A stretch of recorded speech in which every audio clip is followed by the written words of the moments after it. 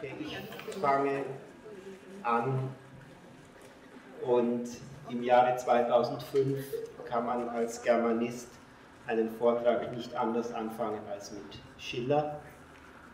Und bei Schiller kann man lesen, die ein Handout haben, können es auch dort lesen. Alle Prüfung unserer Erkenntnis endigt bei dem Unterschied zwischen subjektiver und objektiver Täuschung.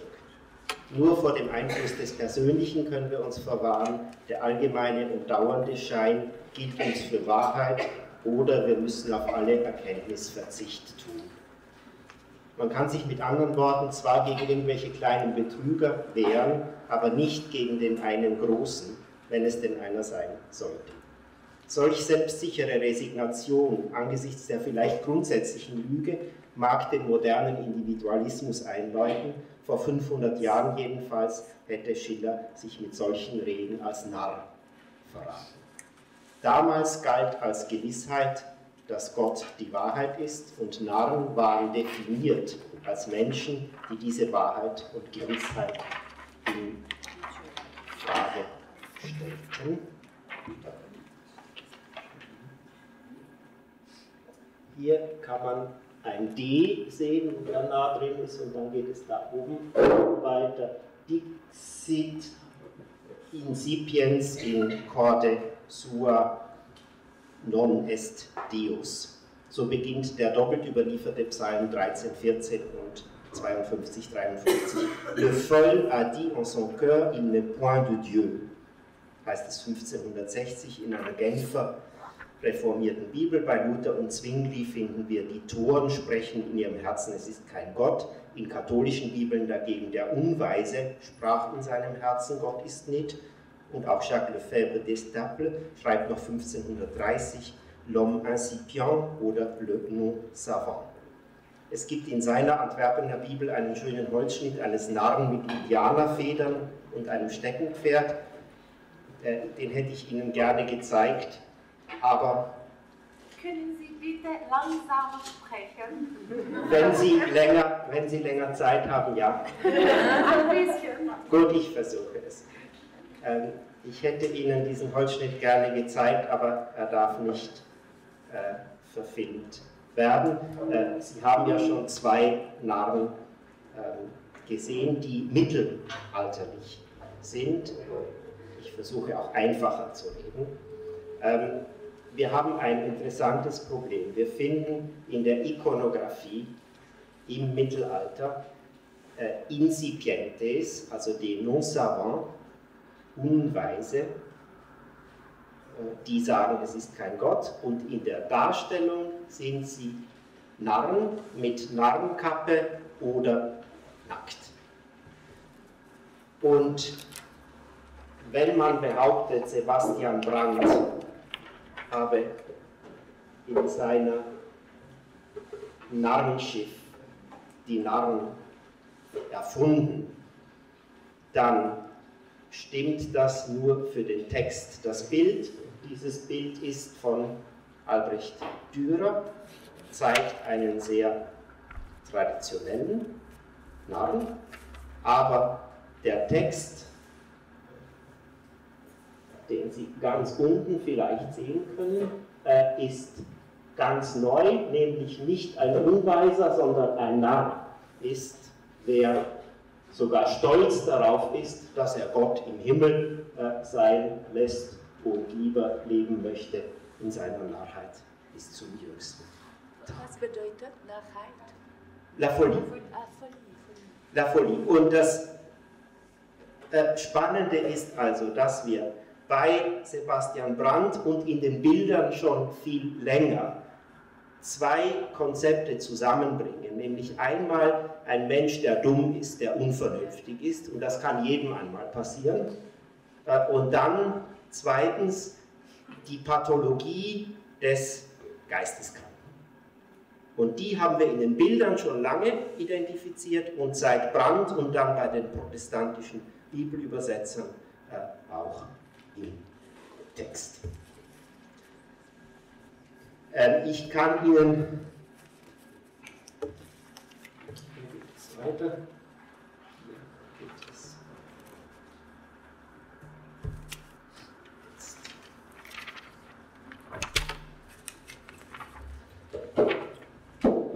wirklich aus dem Mittelalter, ikonografisch, auch etwas zeigen, wo Sie gar nichts sehen, aber wenn Sie es lesen können, was in der E-Mail steht, dann steht da, on ne voit malheureusement pas grand-chose, Ivan étant nu, les lumineux a été gratté. Was Sie hier sehen, ist ein nacktes Bein und hier ein nackter Ellenbogen. Das heißt, wenn es nicht eine Bibel war, wo man sich nicht zu kratzen traute, dann haben die nackten Narren ein bisschen Probleme gehabt, die Jahrhunderte zu überleben. Dank einem Boxershirt kann ich Ihnen trotzdem einen närrischen Lancelot zeigen.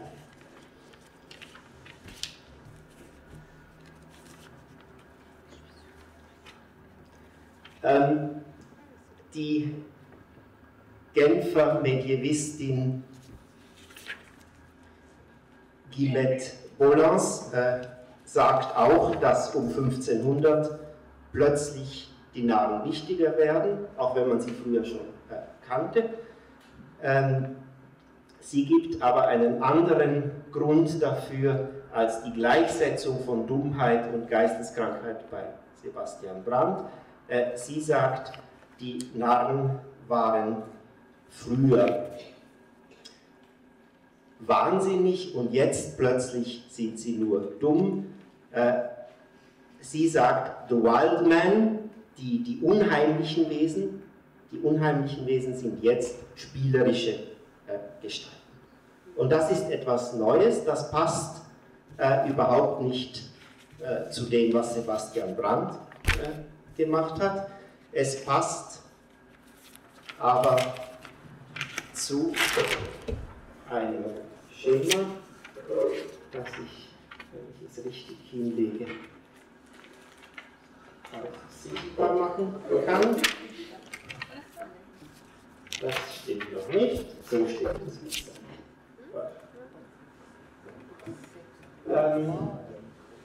Ein Kollege von mir hat den Versuch gemacht, die Narren um 1500 in ein Schema zu bringen. Ich möchte nicht alle Felder dieses Schemas jetzt vorführen. Ich möchte nur diese eine Unterscheidung betonen zwischen natürlichen Narren und künstlichen Narren. Die natürlichen Narren wären die mittelalterlichen, die also den Verstand verloren haben, und die künstlichen wären die, die genau das spielen. Es gibt ein Zitat eines Rates am Hofe von Kaiser Maximilian, also um 1500. Die Regenten haben insgemein zwei Narren bei Hof, einen, den sie vexieren, also quälen, über den sie lachen, den anderen, der sie vexiert. Diese Unterscheidung ist heute noch theoretisch brauchbar. Ich würde die Narren um 1500 so definieren: Ein Narr ist ein Mensch, der Lachen bewirkt, entweder über seine eigene Narrheit oder über die von jemand anderem. Das heißt, wir brauchen ein Publikum, das lacht. Wir brauchen zweitens den Produzenten des Lachens, den Narren. Und wir brauchen drittens das Opfer, über das gelacht wird, das identisch sein kann mit dem Publikum, identisch sein kann mit dem Narren oder eine dritte, die anderen sein kann. In dieser Definition gibt es ein Problem, nämlich wenn der Narr bewirkt, dass man über jemand anderen lacht, über die Narrheit von jemand anderem, dann ist Narr und Narrheit nicht mehr am selben Ort. Es gibt also da einen Widerspruch. Das ist wissenschaftlich ein Problem, aber ich finde es eher positiv. Das heißt, wir haben hier ein Spannungsfeld, in dem Narrheit aktiv wird. Man kann sagen, der Narr ist immer eine Figur der Perversion, also der Verkehrung. Wir haben in einem ersten Schritt den Psalmen-Narren, der nackt ist, der schon aussieht wie ein abnormales Wesen. Und wir haben eine Definition dazu. Narr ist, wer sagt, Gott ist nicht. Und das ist sehr gefährlich, denn wenn ich eine solche Definition gebe, dann kann sich dieses Kriterium ausbreiten, verabsolutieren. Wenn es plötzlich viele Menschen gibt, die zweifeln an der Existenz Gottes, kriegen wir plötzlich eine Narrenepidemie. Und ich glaube, dass in der Moderne die Schraube noch eine weitere Drehung genommen hat, nämlich ein Narr ist jetzt plötzlich wieder nicht so wie sehr viele. Ein Narr ist der Einzelne, der Einzelgänger, und wenn man dann die Mehrheit, die Masse kritisch betrachtet, dann betrachtet man plötzlich den Narren sehr positiv. Ein wahrscheinlich schwer zu erkennendes Bild, weil es ein sehr trauriges und schwarzes Bild ist. Hier, wo Sie nichts sehen, sehen Sie eine fröhliche Gesellschaft. Und hier, wo Sie vielleicht etwas sehen, sehen Sie den polnischen Hofnarren Stanczyk im Matthäus-Gemälde Stanczyk auf dem Fest der Königin Bona. Die Leute im Hintergrund sind eine fröhliche Gesellschaft, die brauchen den Narren nicht, um zu lachen, und der Narr sitzt vorne und ist melancholisch und ist ernsthaft. Der Narr als Produzent des Lachens ist nicht mehr nötig. Die Gesellschaft lacht besser ohne ihn. Das platte Amüsement als bürgerliche Freizeitgestaltung, das verband die Komik, die etwas Komplexes, etwas Widersprüchliches ist, in den Zirkus oder in das Kaspertheater Guignol, den einzigen Ort, wo Narren heute noch regieren. Es ist behauptet worden, der Narr sei arbeitslos geworden durch die Verbreitung der Melancholie. Und das würde erklären, weshalb auch der Narr, wenn er melancholisch wird, zwar arbeitslos, aber symbolisch salonfähig angesehen wird. Wenn er noch etwas mit Lachen zu tun hätte, und jetzt schaue ich, ob die Technik funktioniert, dann wäre es nicht nur ein gespieltes Lachproduzieren, sondern es wäre Lüge.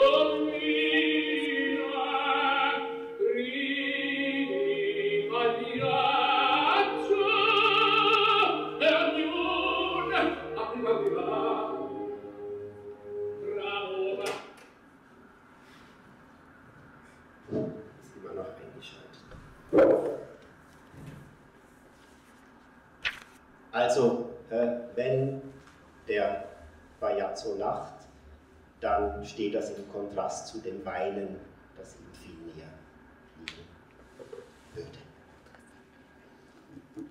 Dieser Narr, der ernsthafte Narr, den mögen wir heute vielleicht noch ein bisschen. Der lustige Narr, der Narr des Karnevals, der hat nicht viel Respekt.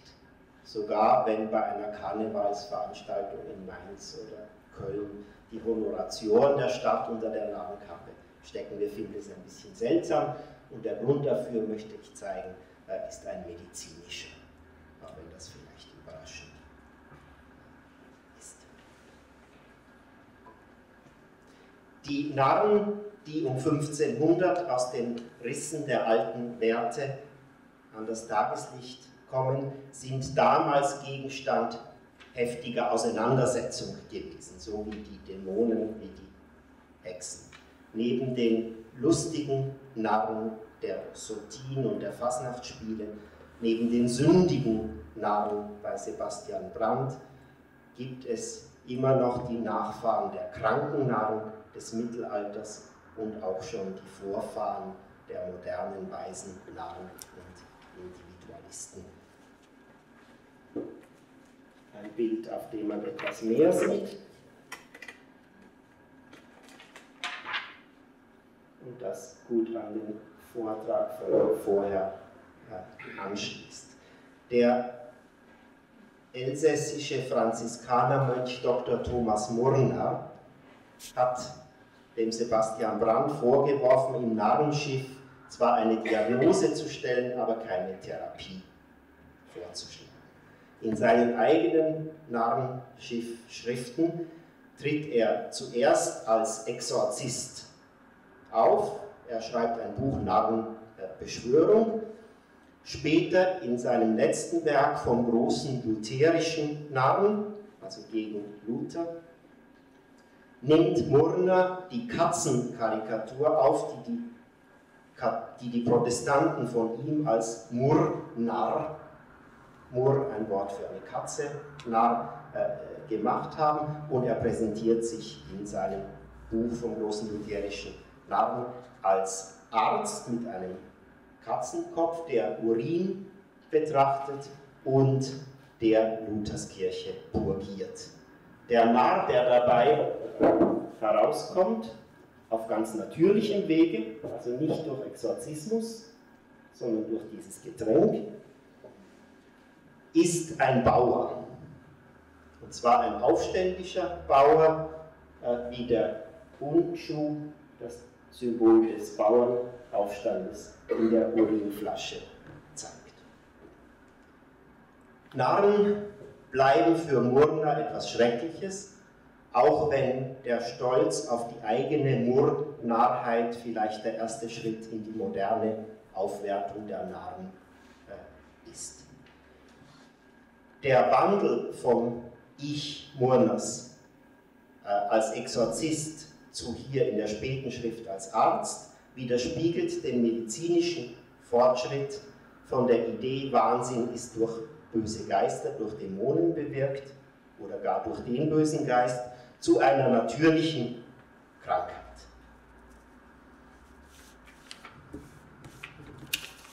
Noch in einer Schrift, die man zusammen mit den Werken von Paracelsus herausgegeben hat, heißt es, das haben Sie, wenn Sie die Blätter haben, auf den Blättern, nimm Hyperikon oder St. Johannskraut, soll nach des Himmels Lauf gewonnen werden, also zu bestimmten Zeiten geerntet werden, also dass dieselbige Influenz auch sei, wieder die bösen Geister.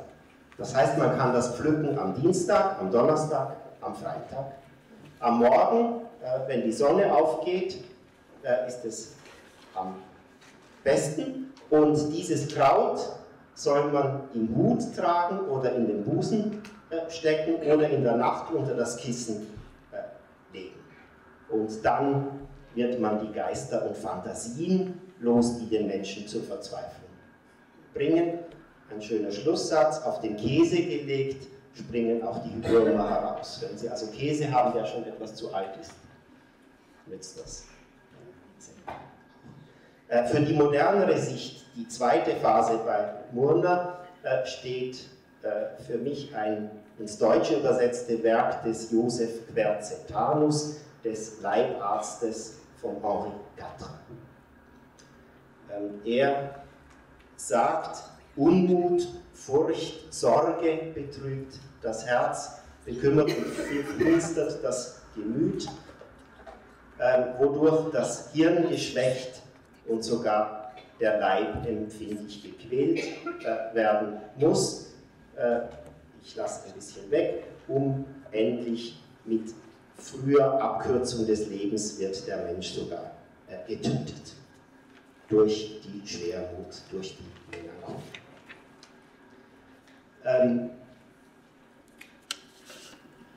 Jetzt, wo kommt es her?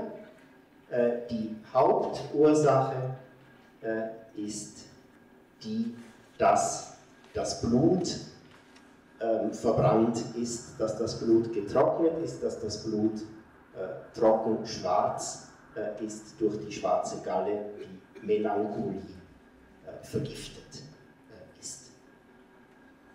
Was muss man dann tun? Man muss das wieder dünnflüssig machen und muss es durch den Stuhl aus dem Leib treiben. Dazu haben wir das Bild hier.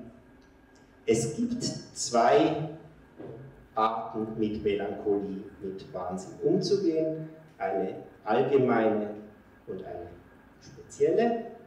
Die allgemeine ist A. purgieren und B. etwas sehr Überraschendes, nämlich die Anderquell oder Hauptstück allgemeiner Mittel wider den Unmut, seien solche Exempel, Geschichten und Beispiele, durch welche Anhörung der Angefochtene von seinem Unmut sich abziehen könnte. Das heißt, man erzählt lustige Geschichten und bekämpft so den Schwermut, den Wahnsinn.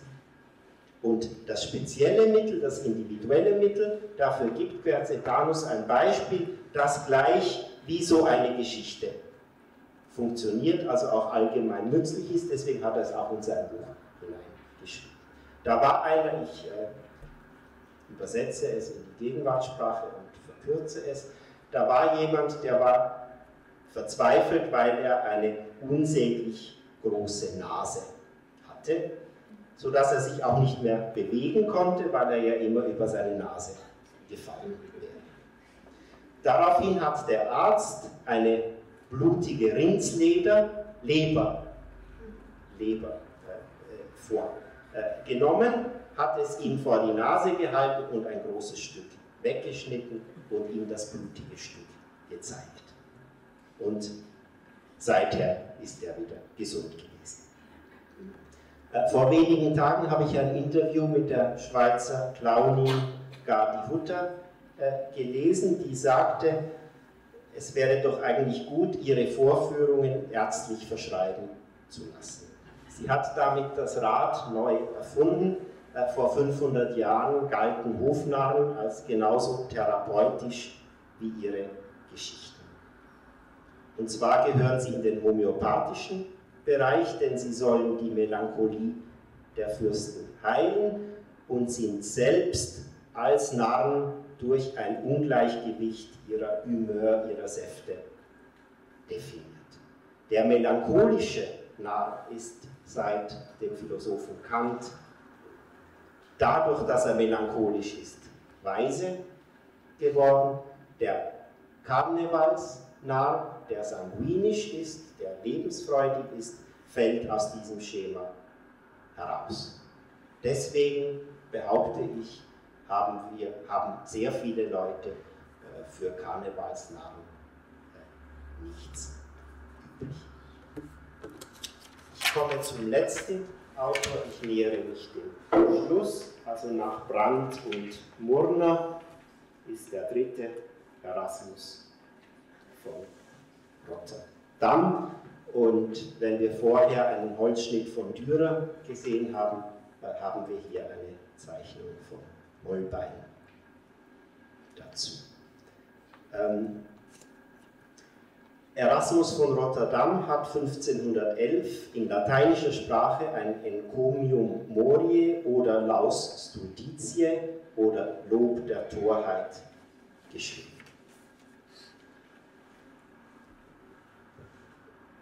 In dieser Schrift geht er nicht auf die Psalmenstelle der Narr, der Unvernünftige sagt, es gibt keinen Gott ein, sondern er geht auf die paulinische, neutestamentliche Stelle aus dem Korintherbrief ein.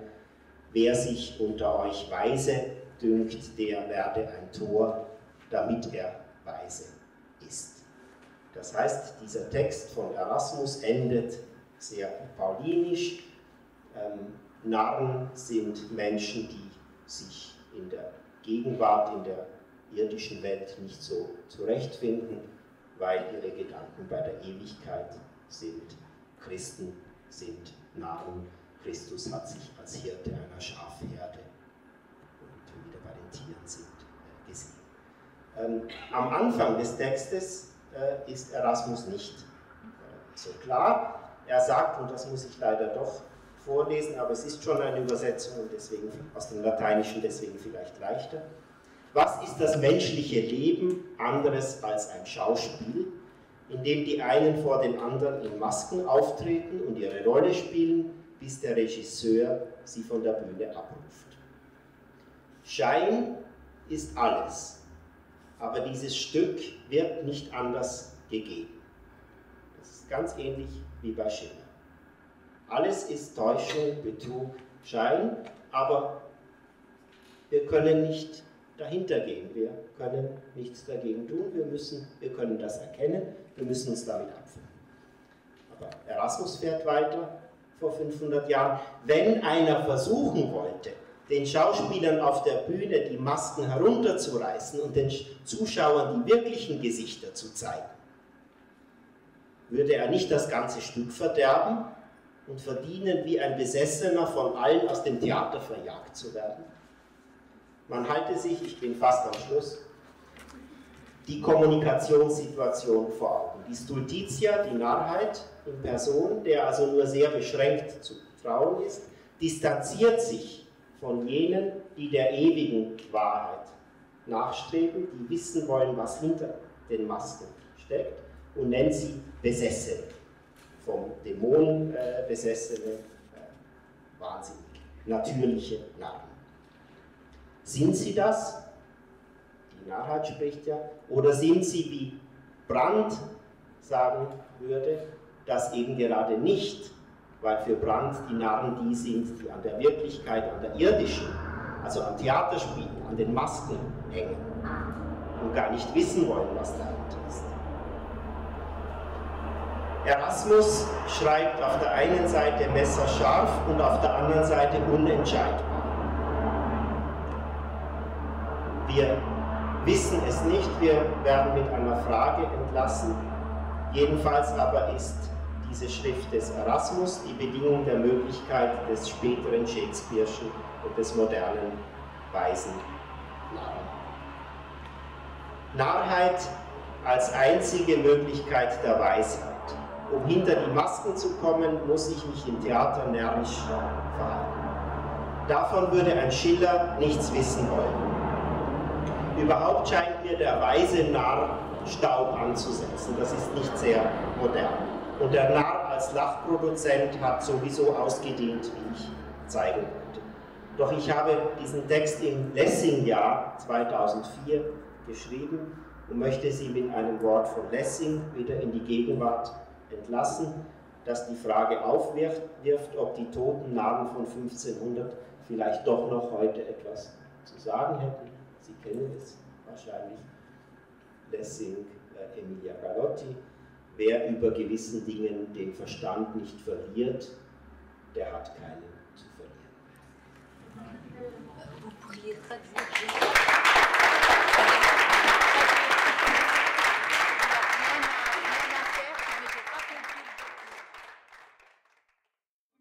En 1452, Nicolas Jacquier, un inquisiteur dominicain, connu pour avoir écrit l'un des premiers traités de démonologie, se rend dans la région de Saint-Galmier, à une cinquantaine de kilomètres de Lyon. Là, il va examiner le cas de plusieurs femmes qui seraient possédées par les démons.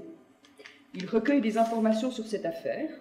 Les femmes manifestent une violence exceptionnelle, leurs gestes sont désordonnés, Elle parle d'une voix inhabituelle, terriblement grave et forte. Et enfin, elle ne supporte pas le contact avec les sacrements de l'Église ou les sacramentaux.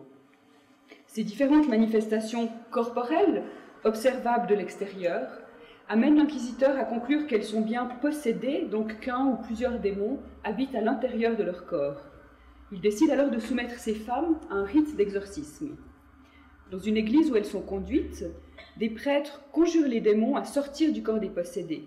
Les prières sont récitées, on invoque les saints, on verse de l'eau bénite consacrée spécialement pour cette cérémonie. Pendant plusieurs jours, des messes spéciales sont dites, plusieurs dimanches d'affilée, toute la population des environs marche en procession, récite des prières, chante et sonne les cloches. Après ces longs préparatifs, le prêtre invoque le nom de Dieu Tout-Puissant, du Père, du Fils et du Saint-Esprit, et conjure les démons à répondre à ces questions. Pourquoi ont-ils pris possession de ces femmes? Comment et dans quel but? Les esprits malins, contraints par l'autorité des ministres de l'Église et par ses rites religieux, révèlent alors, par la bouche des possédés, l'existence de sectes de sorcières. Ces femmes appartiendraient en effet à une secte hérétique. Elles auraient renié Dieu pour adorer le diable et conclure un pacte avec lui. Elles auraient commis d'abominables maléfices, elles auraient mangé des enfants, dansé et copulé avec les démons, elles auraient préparé d'immondes potions qu'elles auraient fait boire à leurs victimes, décédées peu après. Les démons décrivent en fait ici les premiers sabbats des sorcières, dont on commence à parler en France et en Suisse dès les années 1430. Et ce sont de tels récits qui amèneront les autorités laïques et ecclésiastiques à mener de larges chasses aux sorcières pendant près de 3 siècles durant toute l'Europe. Or, au même moment, on rencontre dans la même région un prédicateur qui déclare devant toute la population que ces sabbats ne sont que des illusions, ne sont que des rêves ou des chimères provoqués par le démon dans l'esprit des femmes. Il conseille alors au peuple de ne pas y croire. Selon lui, aucun sabbat n'existe réellement.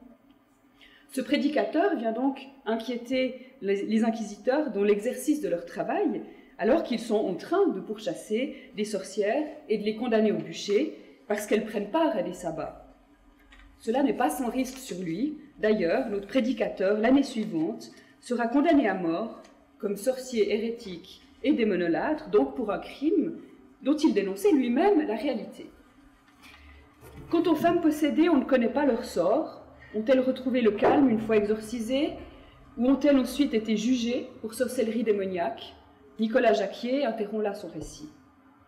Cette histoire, très complexe, est en fait un extraordinaire condensé, concentré de toutes les questions qui se posent à la fin du Moyen-Âge à propos des démons, de leurs actions et de leur pouvoir sur les hommes. En effet, les démons peuvent entrer et posséder les corps des humains, ils peuvent parler à travers leur bouche ou les forcer à agir, mais ils peuvent aussi troubler et manipuler leur esprit et leur faire croire ou voir des choses qui n'existent pas. Ils sont capables également de fabriquer des simulacres, des images qui paraissent réelles aux yeux des hommes. On les soupçonne même d'entraîner sorciers et sorcières au sabbat, mais est-ce qu'il s'agit d'un transport physique, réel, ou d'une illusion démoniaque, d'une sorte de rêve extatique? C'est là un vaste débat au XVe siècle, au moment où commencent les chasses aux sorcières.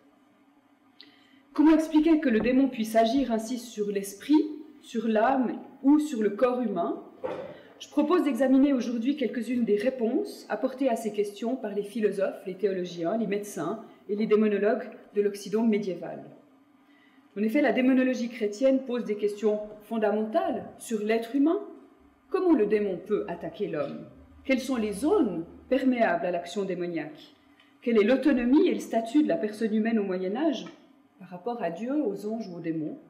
Quel est le rapport entre l'âme et le corps? Et finalement, qu'est-ce que c'est un homme au Moyen-Âge? Selon Jacques Le Goff, qui est peut-être sans doute un des plus grands médiévistes actuels, le diable serait la principale création du christianisme au cours du long Moyen-Âge. Le christianisme médiéval a inventé ou développé l'idée de diable ou des démons. C'est le versant nécessaire, en fait, de Dieu et des anges. La démonologie, donc la science des démons, s'est développée comme un domaine particulier de la théologie associée à l'angélologie. Les anges, qu'ils soient bons ou mauvais, on parle d'angeli boni ou d'angeli mali, ont la même origine et la même nature. Je rappelle que Satan est un ange déchu. Avant la création de l'homme et du monde, Satan a désobéi par orgueil et a entraîné avec lui dans sa chute d'autres anges qui ont donc été chassés du ciel. Les anges, bons ou mauvais, se différencient donc seulement par leur orientation vers le bien ou vers le mal. Je crois qu'il faut brièvement retracer l'évolution de l'idée de diable et de démon chez les philosophes chrétiens, qui sont bien sûr des théologiens. La philosophie ne peut pas se concevoir en dehors du cadre chrétien au Moyen-Âge, pour comprendre comment on a pu penser comme possible cette invasion progressive des démons dans le monde chrétien au Moyen-Âge. Très schématiquement, avant le XIIIe siècle, le diable et les démons jouent encore un rôle assez mineur sur la scène occidentale. Pour saint Augustin, le diable et les démons n'ont aucune autonomie. Le diable est un instrument de Dieu pour corriger les erreurs de l'homme et favoriser leur conversion ou renforcer la foi des hommes. L'activité principale des démons, c'est donc de persécuter par tous les moyens les chrétiens, maladies, épidémies, catastrophes naturelles, mais aussi développement des schismes ou des hérésies pour affaiblir la foi chrétienne. De ce combat, nul doute pour les pères de l'Église que les chrétiens sortent vainqueurs. Ils peuvent encore facilement repousser Satan par des prières ou en invoquant les saints ou le nom du Christ. L'Église des premiers siècles semble confiante en elle, pleine d'optimisme, ce qui ne sera peut-être pas le cas 1000 ans plus tard. Une image pour illustrer cette représentation du démon des années antérieures au XIIIe siècle. Vous avez ici un clerc en pleine conversation, en pleine discussion avec un autre personnage, et derrière lui, un petit démon avec des ailes, on se souvient que c'est un ange déchu, avec des cornes, mais moi je le vois presque plutôt comme un lapin, qui vient titiller un petit peu le moine, mais qui en fait n'est pas du tout détourné de sa conversation, il prête à peine attention. Donc un petit démon dans une marge de manuscrits, mais qui est encore très peu redoutable. Le XIIIe siècle va être un siècle fondamental dans la définition de la démonologie. Le grand concile de Latran IV en 1215, donc un concile qui réunit les principaux dirigeants de l'Église en vue de penser l'Église, de la réformer, de d'affiner des principes. Donc ce grand concile, ainsi que bon nombre de théologiens scolastiques comme Thomas d'Aquin ou Albert le Grand, vont mettre au point une démonologie qui va devenir la base de l'orthodoxie chrétienne en la matière. Schématiquement, on peut la résumer en 4 grands principes. C'est les principes que j'ai mis sur la feuille pour se repérer un petit peu. Le premier, c'est que les démons sont de purs esprits qui ne possèdent ni chair ni sang. Donc ils se différencient des animaux et des plantes qui ont une nature matérielle, mais ils sont différents également des humains qui ont une nature composite, à la fois spirituelle, l'homme a une âme, et corporelle, matérielle, l'homme a un corps. L'âme de l'homme lui vient de Dieu, et le corps est censé contenir l'âme. L'âme est la forme substantielle du corps, comme le dit Thomas d'Aquin. Les démons ou les anges sont des substances qui sont dites séparées, donc dans lesquelles le corps n'est pas uni à une âme. Ils ne sont pas liés à un lieu précis, ils sont là où ils agissent. Mais alors, comment expliquer la prolifération des démons dans le monde chrétien, comme en témoigne l'iconographie et la littérature du Moyen-Âge? Comment voir et faire voir des démons qui ne sont en fait que de purs esprits? Et c'est là le deuxième principe qui découle de ce premier principe. Donc les démons ne sont que de purs esprits, ils n'ont pas de corps. Les démons peuvent prendre l'apparence d'un corps humain ou animal. Un tel corps serait formé à partir d'éléments purement naturels qu'emprunterait le démon. Il utiliserait aussi la condensation de l'air, des vapeurs terrestres, et il jouerait avec le mouvement premier de l'univers, selon un principe aristotélicien. Bon, c'est là un mécanisme assez complexe que je ne vais pas décrire dans le détail ici. Il faut vraiment imaginer que le démon peut se fabriquer un corps pour une durée limitée, pour agir sur Terre auprès des hommes. Ce corps possède vraiment une réalité physique. Il peut effectuer des fonctions corporelles, il peut manger, il peut bouger, il peut parler. Il peut même entrer en contact physique avec les humains, sous forme d'incubes et de succubes, par exemple. On dit alors que les démons assument des corps. On parle des corps assumés des démons. C'est également le cas des anges. De ce deuxième principe découle la grande capacité de métamorphose ou de mutabilité du démon. Il peut se transformer, se manifester sous des formes différentes, animales ou humaines, combiner des formes humaines ou animales ou accentuer des traits, ce qui confère aux apparitions des démons un caractère le plus souvent monstrueux. Cela, on le voit clairement dans l'iconographie. J'ai donc choisi quelques exemples de démons, surtout datés du XVe siècle. On verra la différence avec notre premier démon lapin. Une image tout d'abord tirée d'un livre sur les péchés capitaux du XVe siècle, où on voit un homme au milieu assailli par 7 démons qui représentent les 7 péchés capitaux. Vous voyez que c'est des êtres hybrides, à moitié animal, avec des caractéristiques d'êtres humains, d'hommes ou de femmes, des couleurs qui sont associées à chaque fois aux différents péchés, des attributs qui sont associés également aux différents péchés. Là, on n'est plus tout à fait dans le petit démon lapin. Hein. L'homme est vraiment attaqué de toutes parts par des démons. Une autre image, c'est celle de Saint Bernard qui terrasse un démon. On est toujours au XVe siècle, dans un livre d'heures. Là, l'image montre la toute-puissance du saint sur le démon qui est écrasé à ses pieds. Ah oui, pardon, effectivement. Comme ça, oui, pardon. Ça va comme ça Donc le saint qui terrasse ce démon, qui tout d'un coup a une taille gigantesque, est couvert de poils de couleur noire, avec des cerres, vous voyez les yeux rouges, les crocs, etc. Mais quand même, Saint Bernard est en train de terrasser le démon, hein. Il parvient à l'écraser. Une troisième image, où là on change encore nettement de représentation. Vous avez Saint Augustin, un des pères de l'Église, qui fait face au démon, qui se présente à lui, il a la même taille, il est debout. On a une espèce de face-à-face que je trouve particulièrement dramatique. Saint Augustin ne le terrasse pas, il est obligé de le regarder dans les yeux, et vous avez cet être vert, animal, et en même temps très humain, qui est très corporel, je ne sais pas comment dire, on le voit, il a une présence très matérielle, avec les attributs du démon, les ailes, les cornes, le visage également sur le postérieur. Et là, on sent quelque chose de très différent. On ne peut plus laisser le démon de côté. Il nous fait face et on doit l'affronter. Le diable, c'est donc un monstre, c'est la bête immonde. Il ne peut pas être à l'image de Dieu. Hein, c'est l'homme qui est à l'image de Dieu, donc il peut avoir un aspect peut-être humain, mais il ne peut jamais être semblable à l'homme. Un détail ou plusieurs détails soulignent toujours sa monstruosité. Hein. C'est un homme imparfait, le diable, c'est un monstre.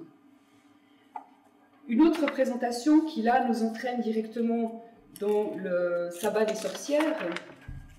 Excusez-moi pour les bruits de micro.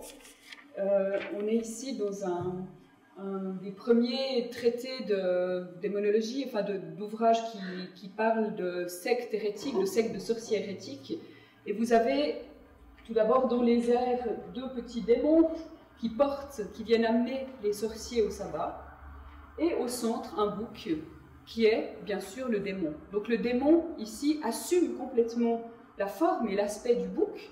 Hein, on voit un bouc, on le reconnaît comme bouc, mais attention, c'est un simulacre, ce n'est pas un bouc réel, c'est un démon. Donc le démon peut nous tromper, prendre l'aspect d'un bouc, alors qu'en fait, il s'agit d'un démon.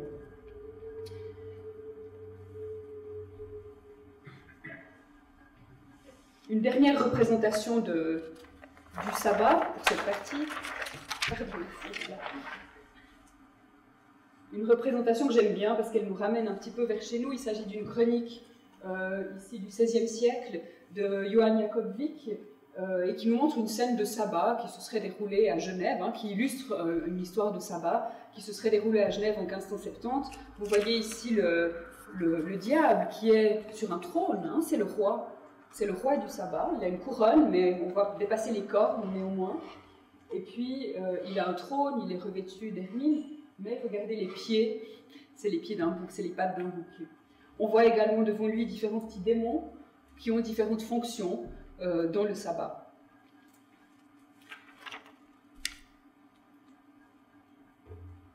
Donc les démons, comme les anges, peuvent simuler toutes les opérations vitales, mais ils n'ont pas véritablement la vie. Ils peuvent voir, se déplacer, parler et manger, mais ce ne sont pas vraiment des êtres dotés de vie. Comme le dit Nicolas Jacquier, inquisiteur et démonologue du milieu du XVe siècle, dont j'avais cité un texte en préambule, bien que ces corps ne sont pas réellement vivants, ils sont pourtant perceptibles, visibles et palpables par les sens de l'homme, la vision ou le toucher. Et pourtant, ces corps sont toujours fabriqués, fins et fallacieux. Nicolas Jacquier, dans ce bref extrait, met l'accent sur l'expérience sensorielle qui permet d'appréhender les démons. L'homme voit, entend et peut toucher les corps assumés des démons.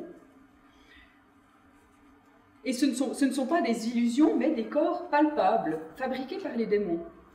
Nicolas Jacquier décrit même l'odeur fétide du postérieur du démon, qu'est forcé de respirer le sorcier qui l'embrasse à cet endroit pour sceller le pacte qui l'unit au diable. Donc en quelque sorte, le diable construit une sorte d'automate, de créature de synthèse qui va interagir avec l'homme. Ça, c'est pour le deuxième principe. Le troisième principe, maintenant, et là on va toucher un domaine un petit peu différent, le fait que les démons peuvent s'emparer du corps d'un homme ou l'habiter. C'est le cas directement de la possession.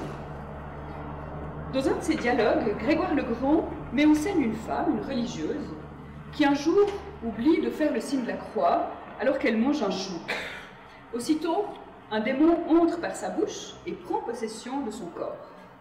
Lorsqu'un homme saint parvient à le faire sortir du corps de la femme, le démon lui dit « Mais quelle est ma faute? Qu'ai-je fait? Que me reproche-t-on? J'étais assis sur le chou et cette femme ne s'est pas signée. Elle m'a mangé en même temps que le chou. J'y suis pour rien. » C'est là une anecdote très populaire au Moyen-Âge, abondamment racontée. Et ce récit qui, d'une part, souligne l'importance du signe de la croix dans les activités quotidiennes, il faut se signer pour être protégé justement des démons, illustre l'un des modes les plus fréquents de possession par la consommation de nourriture ou l'absorption de boissons. La bouche est l'une des ouvertures du corps à travers lesquelles peut passer le démon, un jeu de mots sur os, la bouche, et ostium, la porte. C'est également par la bouche que le démon peut ressortir du corps, contraint par un exorcisme. Dans la vie de sainte Rose, le possédé, sous les injonctions d'un exorciste, vomit un démon qui s'est logé dans ses intestins et qui s'enfuit en courant. Dans les récits de possession ou d'exorcisme, le démon est décrit comme un être de petite taille. La raison en est évidente, on imagine mal un démon de la taille de celui que combat Saint Bernard, comme on l'a vu tout à l'heure, trouvé à se loger dans le corps d'un homme. Mais ce démon de petite taille, c'est aussi le pendant à une autre représentation fréquente dans l'iconographie chrétienne, celle de l'âme humaine qui sort du corps du chrétien au moment de la mort. On voit tout le temps un petit personnage qui sort du corps au niveau de la poitrine, au niveau du cœur. Deux images de rites d'exorcisme, pardon.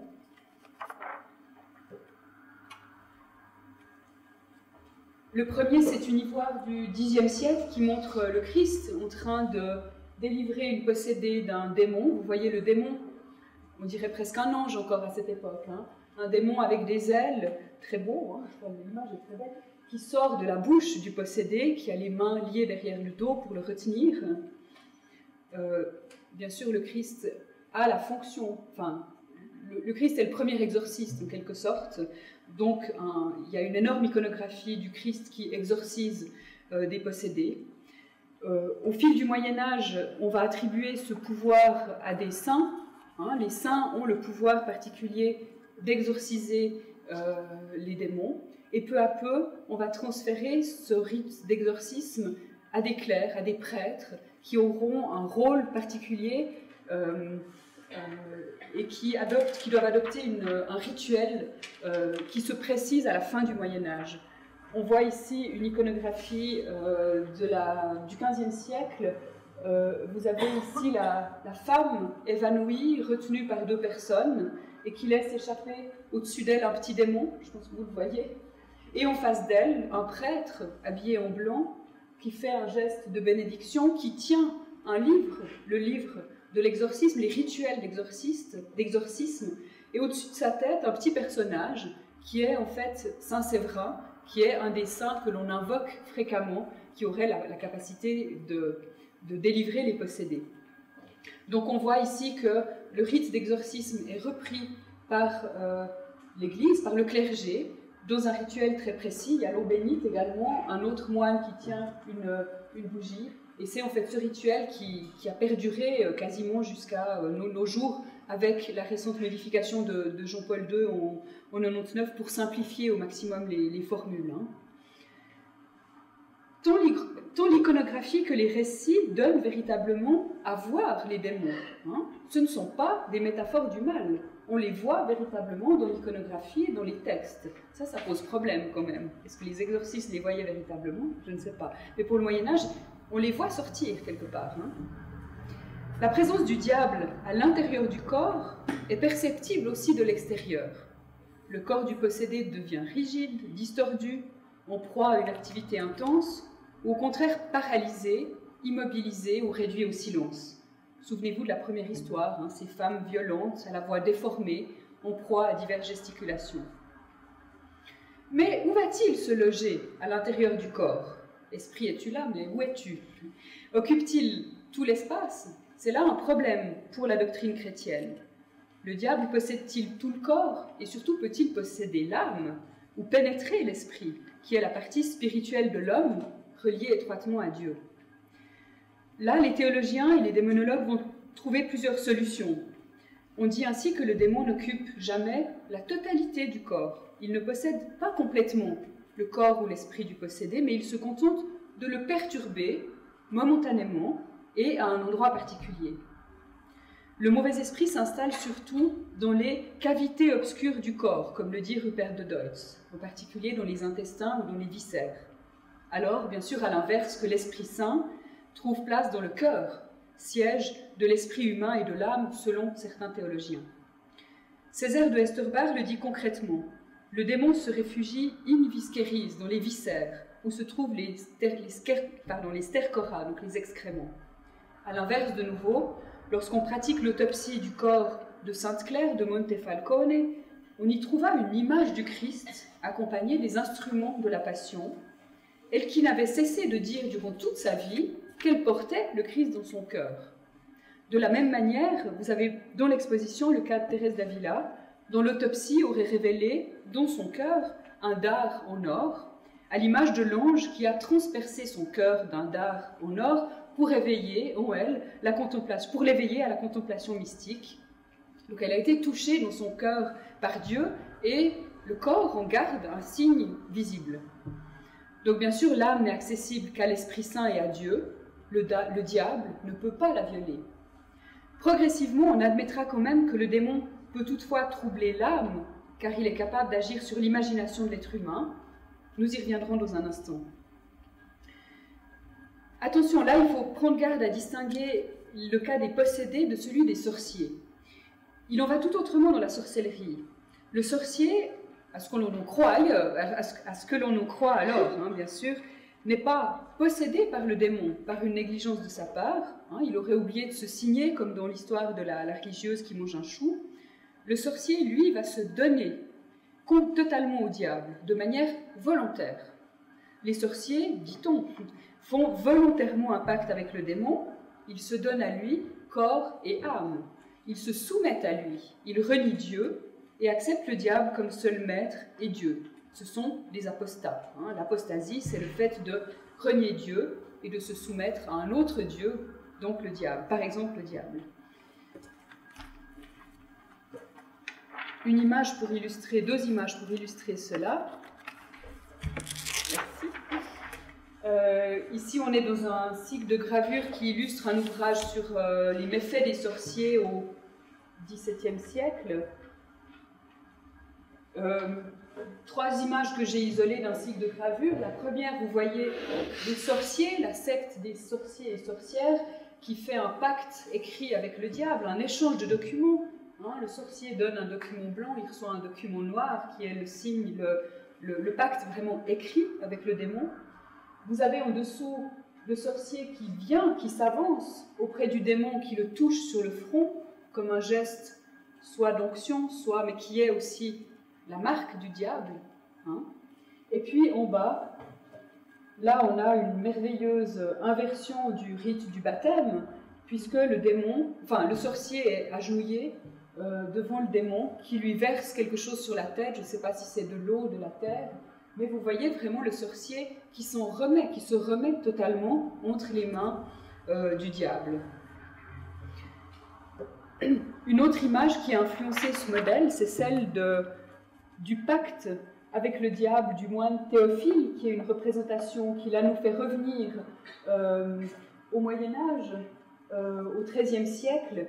Il ne s'agit pas ici d'un sorcier, mais d'un moine qui rêve d'un siège épiscopal et qui, pour l'obtenir, va faire un pacte avec le diable. C'est une légende très répandue dans l'Occident médiéval qu'on trouve sous d'abondantes versions. Ici, Théophile est à genoux, les mains entre celles du démon. C'est en même temps l'hommage vassalique, puis en même temps le rituel de l'ordination. Et il remet le démon tient un document sur lequel est marqué « Ego sum homo tuus », donc « je suis ton homme ». Il se remet totalement entre les mains du démon. Donc, dans le cas de la sorcellerie, la possession n'est pas seulement corporelle, elle est aussi intérieure, au plus profond d'eux-mêmes. Ab intra, comme le dit l'auteur du Marteau des sorcières, l'un des plus célèbres traités de démonologie. Alors, dans ce cas, dans le cas de la sorcellerie, c'est bien sûr beaucoup plus délicat pour les exorcistes, raison pour laquelle c'est devant les tribunaux d'inquisition que vont se retrouver les sorciers. Le seul moyen pour évacuer le diable du corps et de l'âme des sorciers, c'est de les brûler, d'où les innombrables bûchers qui vont s'allumer lors des chasses aux sorcières.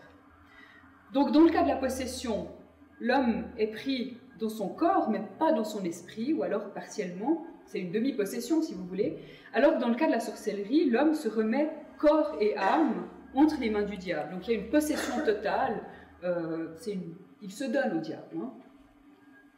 Le quatrième principe de base de la démonologie, et le dernier que j'exposerai ce soir, c'est le fait que les démons peuvent aussi créer des illusions dans l'esprit des hommes. Ils peuvent produire des images dans leur esprit ou agir dans les facultés mentales, de telle sorte que les hommes ont l'impression de voir des choses qui n'existent pas en réalité. Le démon peut ainsi perturber les facultés de perception. Il peut agir sur l'imagination, il peut aussi agir dans les rêves, en mettant des fantasmes dans l'esprit des gens. Cette proposition pose toutefois problème, notamment en raison de la volonté et du libre arbitre que Dieu a attribué à l'homme dans la doctrine chrétienne. En effet, le diable n'a pas le pouvoir de dompter la volonté humaine. Il ne peut pas contraindre personne. Il peut contraindre personne. Oui, pardon, vous m'avez compris. Il ne peut contraindre personne. Affirmer le contraire revient à nier la doctrine chrétienne du libre arbitre. Thomas d'Aquin tente de résoudre cela en disant que l'intellect de l'homme peut être non pas contraint, mais obscurci par le démon qui vient troubler ou en quelque sorte brouiller le message. Dès lors, la volonté de l'homme, tout en demeurant bonne, subit en quelque sorte un parasitage de la part du diable. C'est un peu, je prends l'exemple d'un virus informatique qui affecte le fonctionnement d'un logiciel valide. Le programme fonctionne, l'ordinateur fonctionne, mais un virus vient l'attaquer et le perturbe momentanément. Ça, c'est l'explication de Thomas d'Aquin. Nicolas Jacquier, l'autre démonologue du XVe siècle, lui va avoir une théorie un peu différente pour expliquer comment le démon peut perturber l'esprit de l'homme. Il reprend le schéma médical de Galien en disant que l'âme humaine, située dans le cerveau, est composée de 2 parties. Une partie supérieure qui contient la connaissance intellectuelle ou la raison. Elle comprend la libre volonté sur laquelle seulement Dieu a un pouvoir. Ainsi, tout péché est volontaire. Le diable ne peut contraindre les hommes à pécher sans leur consentement. La partie inférieure de l'âme est dite, elle, sensitive. C'est la faculté de sentir ou de percevoir des sensations que les êtres humains ont en commun aussi avec les animaux. Et cette partie inférieure contient la faculté d'imagination et tout l'appareil des sens, la perception des sens. Et c'est en fait dans cette partie de l'âme que le démon serait autorisé à agir. Il peut introduire des images, des représentations ou des fantasmes dans l'imagination de l'homme. Il peut lui mettre dans la tête l'image d'un château couvert d'or, l'image d'une immense armée ou un trésor merveilleux. Un démonologue du Poitou raconte qu'un jour, il a tiré sur une chaîne enfouie dans la terre et que soudain, il a vu dans le sol un coffre rempli de pièces d'or. Le temps d'aller chercher de quoi extraire le coffre, que celui-ci avait disparu, ne laissant que la chaîne. Il s'agit certainement d'une hallucination, mais celle-ci est-elle naturelle ou démoniaque? Telle est la question que se pose notre personnage. Ce quatrième principe de base, donc le fait que le diable peut mettre des illusions, peut jouer dans l'imagination de l'homme, a une conséquence bien particulière sur le sabbat des sorcières. Au début du XVe siècle, on commence en effet à raconter que des hommes et des femmes se rendent de nuit, en se déplaçant dans les airs, à califourchant sur des balais, à un sabbat démoniaque. Là, elles rencontrent le diable, ils font un pacte avec lui, ils rendent hommage au diable, on le voit avec l'image de Théophile, ils renient Dieu et la foi chrétienne pour se soumettre à lui. Les sorciers au sabbat mangent souvent des brochettes d'enfants rôtis à l'ail, comme on le lit dans les procès de sorcellerie retrouvés dans le canton de Vaud. Ils dansent, ils s'unissent charnellement aux démons. Avec l'aide du diable, ils préparent aussi des potions maléfiques pour empoisonner leurs victimes. Ils vont aussi déclencher des tempêtes de neige ou de grêle, par exemple sur les vignobles du Lavaux. Je remets une représentation d'un sabbat des sorcières pour se remettre un petit peu les choses en tête. C'est le même texte de notre auteur français, Jean Tinctor. C'est une autre image du manuscrit où vous avez de nouveau le bouc au centre de l'image, donc le démon, et les sorciers, hommes et femmes, qui lui rendent hommage dans des gestes de prière. C'est vraiment une contre-église satanique. Ces récits de sabbat des sorcières se multiplient dès 1430. On les trouve dans des chroniques, on les trouve dans des traités de démonologie, des récits, et aussi dans les textes législatifs.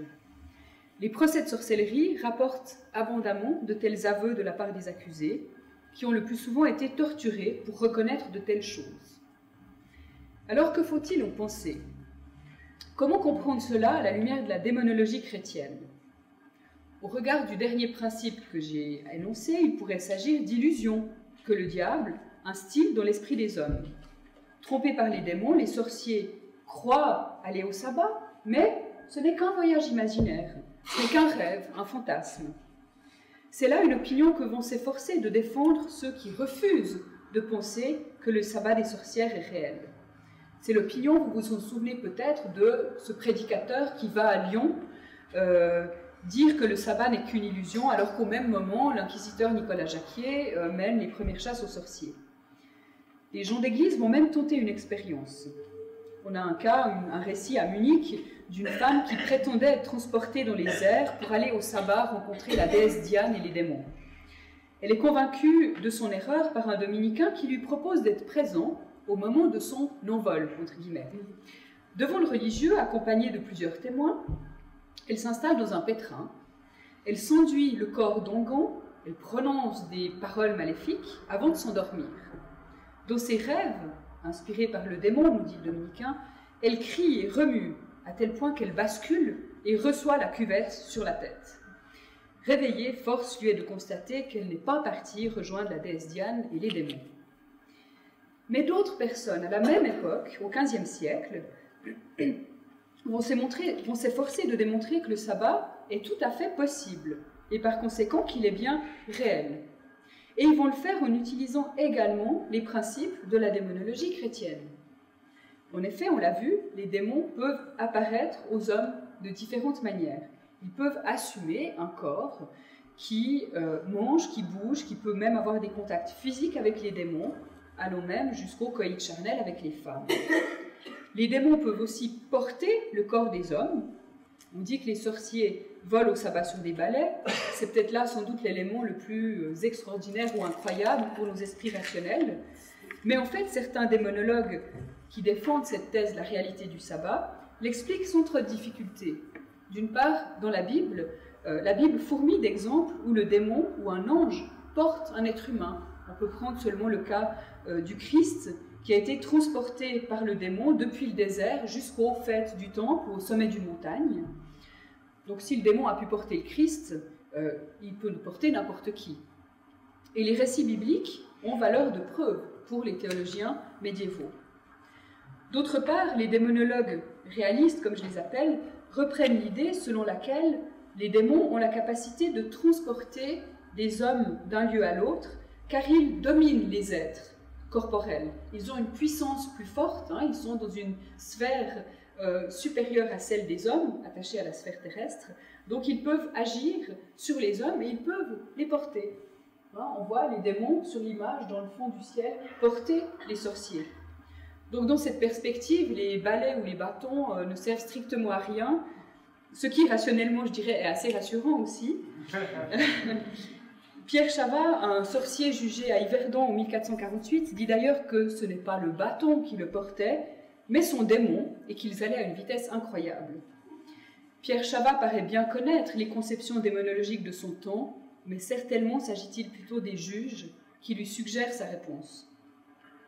On aboutit alors à un paradoxe. Les pouvoirs du démon peuvent rendre le sabbat réel ou illusoire. Ces deux notions différentes du diable coexistent au sein d'un même système de croyances, mais elles aboutissent à des conclusions radicalement opposées.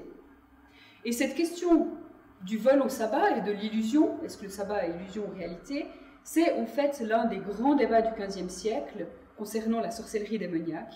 Elle va opposer la plupart des théologiens, des juges ou des démonologues. L'enjeu, on le comprend, est de taille. Faut-il criminaliser les sorciers pour des crimes réels ou pour des rêves ou des croyances? Et les enjeux de ces questions dépasseront largement la réflexion théorique, puisque, on le sait, des millions de personnes mourront sur les bûchers accusées d'avoir pris part à des sabbats démoniaques. On pourrait parler longtemps du problème du sabbat et des chasses aux sorcières, mais je crois qu'il est temps pour moi de conclure. Donc ce que je voulais montrer, c'est qu'à la fin du Moyen-Âge, les démons ont été rendus responsables des principaux troubles de l'individu, troubles du comportement, troubles des sens, du corps et de l'esprit, allant même jusqu'à la perte de soi et de son âme dans le sabbat, puisque puisque l'homme se donne au diable. Mais en parallèle, il y aura bien sûr un autre mode d'explication, davantage physiologique, qui va se développer. C'est le cas de la folie. Donc je vais céder la parole au professeur Alexander Schwartz, qui va évoquer le problème de la folie. Peut-être qu'on fait quand même une